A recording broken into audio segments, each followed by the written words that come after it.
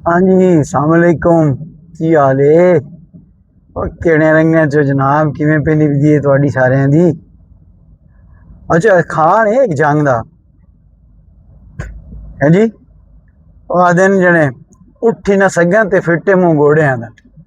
ਹੁਣ ਇਹ ਉਂਝ ਵੇਖਣ ਨੂੰ ਤਾਂ ਇੱਕ ਨਿੱਕੀ ਜਿਹੀ ਗੱਲ ਹੈ ਬਈ ਉੱਠੀ ਨਾ ਸੱਗਾਂ ਤੇ ਫਿੱਟੇ ਮੂੰਹ ਗੋੜਿਆਂ ਦਾ, ਪਰ ਹੁਣ ਜੇ ਬੰਦੇ ਜਾਂ ਜਿਨ੍ਹਾਂ ਬਜ਼ੁਰਗਾਂ ਇਹ ਅਖਾਣ ਬਣਾਇਆ ਉਹਨਾਂ ਨੂੰ ਇਸ ਅਖਾਣ ਦੇ ਪਿੱਛੋਂ कितनी मेहनत करनी पई या कितनी जिंदगी लगी या कितनी नस्लों का ये हिस्सा है। ये गल जी है ना, ये उस गल जो समझीवे ना बई इस गल का मतलब की है, उठी न सगा तो फिटे मुँह गोडिया का, तो आम पता लग।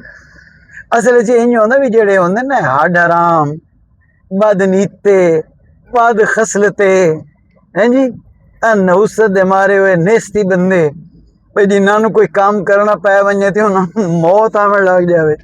तो वह मुड़ पता की करें, वो ये नहीं आते सीधे बई जेड़ा ना बई मैं काम नहीं करेंदा या मेरा दिल नहीं आता पाया या मैं नहीं बहिंदा है।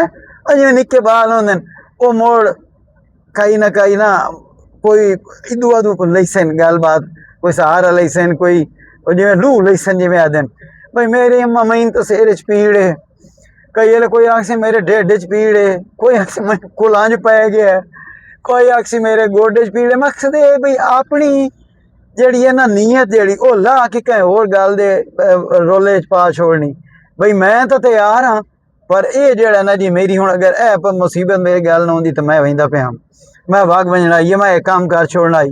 ਤੇ ਇਹ ਅਖਾਣ ਇਸ ਗੱਲ ਦੇ ਬਾਰੇ ਚ ਬਈ ਜਿਹੜਾ ਨਾ ਉੱਠੀ ਨਾ ਸੱਗਾਂ ਤੇ ਫਿੱਟੇ ਮੂੰਹ ਗੋਡਿਆਂ ਦਾ, ਬਈ ਨੀयत ਆਪਣੀ ਖਰਾਬ ਹੋਵੇ ਤੇ ਇਲਜ਼ਾਮ ਕहीं और ਤੇ ਲਾ ਛੋੜਿਆ ਵੀ ਮੀਂਹ ਫਲਾਣੀ ਵਜ੍ਹਾ ਤੋਂ ਇਹ ਫਲਾਣੇ ਮਸਲੇ ਤੋਂ ਇਹ ਫਲਾਣੇ ਬੰਦੇ ਪਾਰੋਂ ਮੈਂ ਜਿਹੜਾ ਨਾ ਇਹ ਕੰਮ नहीं कर सकता।